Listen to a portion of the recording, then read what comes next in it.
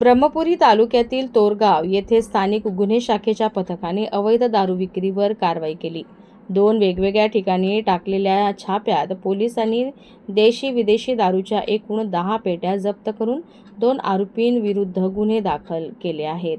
स्थानिक गुन्हे शाखेच्या पथकाने तोरगाव येथेही छापेमारी केली। पहिली कारवाई आरोपी शैलेंद्र रामटेके यांच्यावर करण्यात आली। त्यांच्या घरातून 19,360 रुपये किमतीच्या देशी दारूच्या 5 पेट्या जप्त केल्या।